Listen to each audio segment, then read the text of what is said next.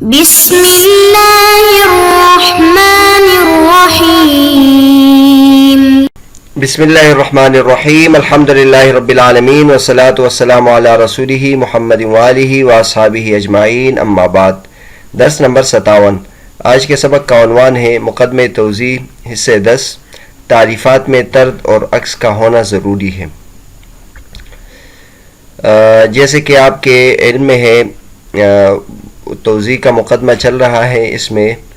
اصل اور فقہ اور اصول فقہ کی تعریفات ذکر کی گئی ہے۔ اس سے پہلے اصل کی تعریف گزر چکی ہے، الاصل ما یبتنی علیہ غیرہ، اور علامہ صدر الشریعہ رحمۃ اللہ اصل کی دوسری تعریف المحتاج علیہ کے ذکر کرنے کے بعد اس پر اعتراض کرتے ہیں کہ وہ دخول غیر سے مانع نہیں ہے۔ اور پھر اس ضمن میں یہ بحث بھی کی کہ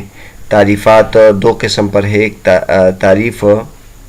حقیقی اور ایک تعریف اسمی۔ تعریف حقیقی اس کو کہتے ہیں کہ ایک چیز کی تعریف ہم کریں اس کے نفس الامر اور حقیقت کے اعتبار سے، اور ایک تعریف اسمی ہے۔ تعریف اسمی یہ ہے کہ اس کے لفظ کا تعارف اور اس کا معنی ہم بیان کریں جو بعد میں لوگوں نے اس کے لیے وضع کیا ہے۔ اور پھر علامہ صدر شریعہ رحمۃ اللہ فرماتے کہ ان میں سے ہر ایک تعریف کے لیے ضروری ہے کہ وہ جامع بھی ہو اور معنی بھی ہو۔ تو آج اس حصے کی تشریح ہم پڑھتے ہیں۔ فرماتے ہیں وشرط لکلا التعریفین الطرد والعکس، اے کل ما صدق علیہ الحد صدق علیہ المحدود، والعکس اے کل ما صدق ما علیہ المحدود صدق علیہ الحد۔ فإذا قيل في تعريف الإنسان إنه حيوان ماش لا يطرد، ولو قيل حيوان كاتب بالفعل لا ينعكس۔ اور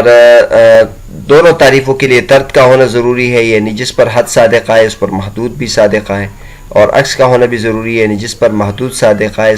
حد بھی اس پر صادقہ ہے۔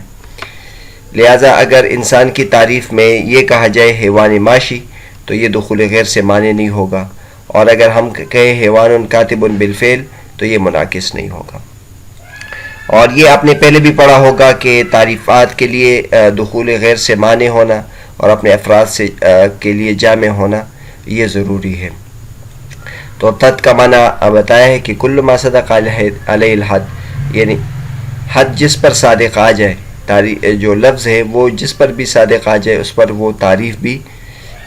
جس پر تعریف صادق آ جائے اس پر محدود یعنی جس کی تعریف ہو رہی ہے وہ بھی صادق آ جائے۔ مثلا لفظ اصل کی تعریف و محتاج الیہ کے ساتھ کی ہے، تو جس پر بھی محتاج الیہ صادق آئے اس پر اصل بھی صادق آ جائے، اور یہاں ایسا نہیں ہے۔ اور اس طرح عکس کا ہونا بھی ضروری ہے، یعنی جس پر محدود صادق آئے اس پر حد بھی صادق آئے، یعنی جن چیزوں کو بھی اصل کہتے ہیں ان کو محتاج الیہ بھی ہونا چاہیے۔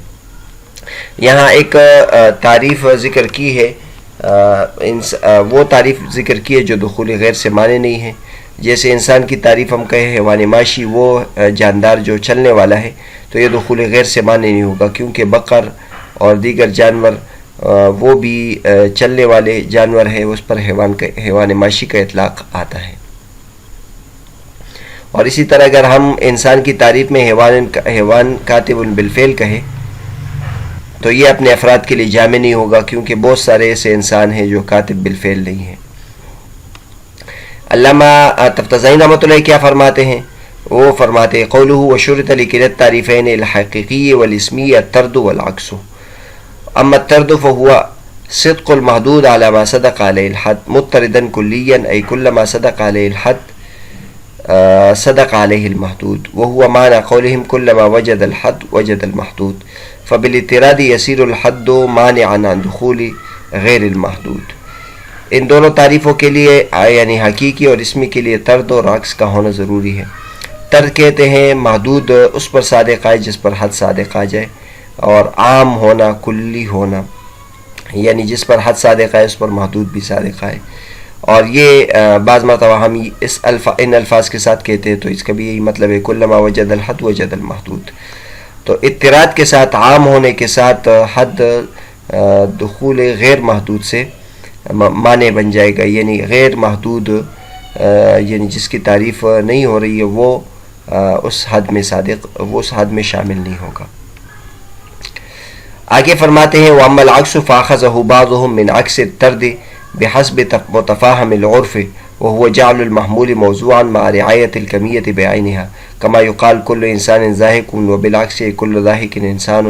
وكل إنسان حيوان والعكس ليس كل حيوان إنسانا، فلهذا قال أي كل ما صدق عليه المحدود صدق عليه الحد عكسا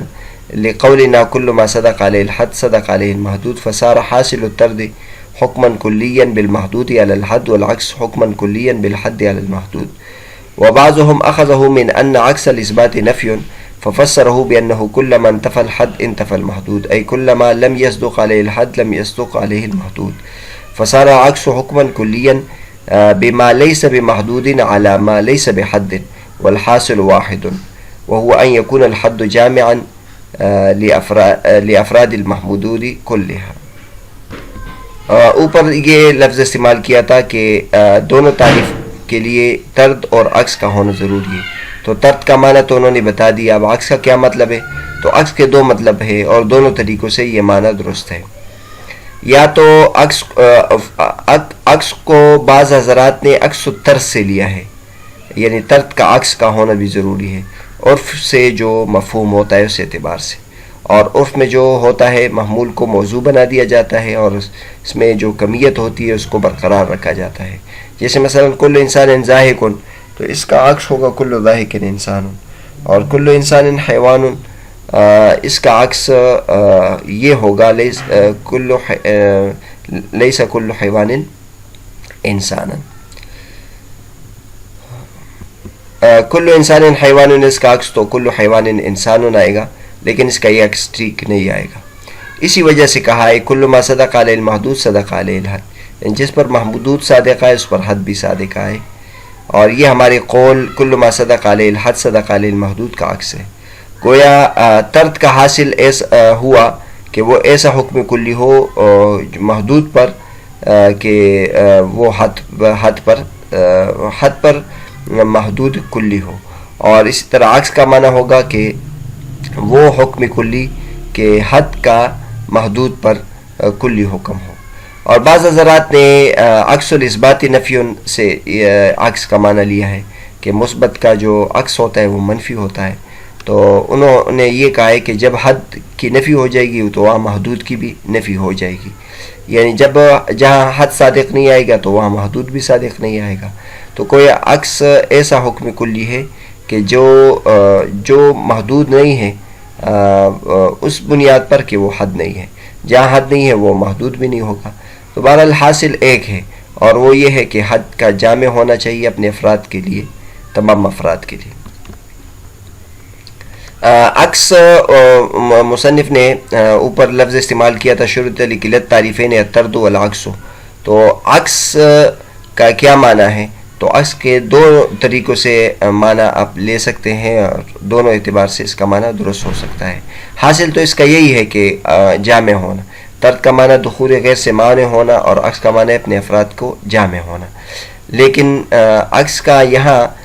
یہ معنی بھی لے سکتے ہیں کہ عکس سے عکس و طرد ہو، یعنی طرد کا عکس۔ تو طرد کا عکس کیا ہوگا؟ تو طرد کا عکس دو طریقوں سے ہم لے سکتے ہیں، اور یہ ہے کہ محمول کو موضوع بنا دیا جائے اور کمیت برقرار ہو۔ جیسے مثلا کل انسان ضاحک کسی نے کہا، تو اب اس کا عکس ہوگا کل ضاحک انسان، تو یہاں تو یہ ٹھیک ہے، لیکن بعض جگہوں میں یہ اس طرح عکس تو درست نہیں ہوگا، جیسے کل انسان حیوان میں یہ عکس درست نہیں ہوگا، کل حیوان انسان درست نہیں ہوگا۔ کل انسان ضاحک میں تو یہ ٹھیک ہے، لیکن کل انسان حیوان میں یہ عکس درست نہیں ہوگا۔ تو گویا جب ہم نے یہ کہا طرد کا معنی کل ما صدق علیہ الحد صدق علیہ المحدود، تو اس کا الٹ یہ ہوگا کل ما صدق علیہ المحدود صدق علیہ الحد، یعنی جب ہم نے یہ کہا تھا کہ جہاں تعریف صادق آ جائے وہاں محدود بھی صادق آ جائے، تو اس کا الٹ یہ ہوگا کہ جہاں محدود صادق آئے وہاں حد بھی صادق آ جائے۔ تو اس اعتبار سے بھی یہ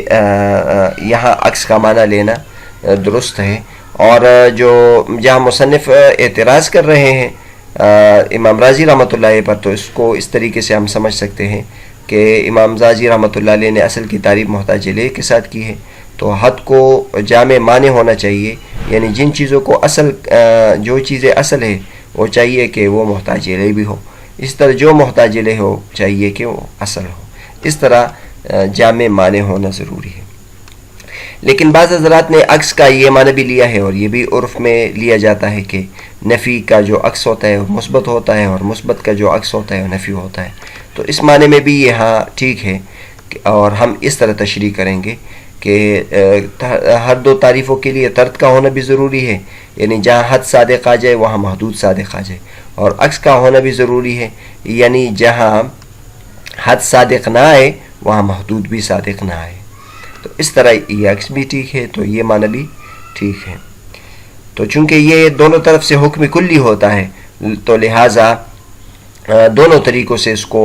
مثبت طریقے سے بھی لے سکتے ہیں کہ محمول کو موضوع بنا دیا جائے اور مثبت رکھا جائے، اور یہ بھی ٹھیک ہے کہ اس کو منفی کیا جائے، تو یہ بھی ٹھیک ہے۔ اور آخر میں علامہ تفتازانی رحمۃ اللہ نے حاصل بھی بتا دیا، اور حاصل یہ ہے کہ حد کا اپنے تمام افراد کے لیے جامع ہونا ضروری ہے، عکس کا یہ مطلب ہے۔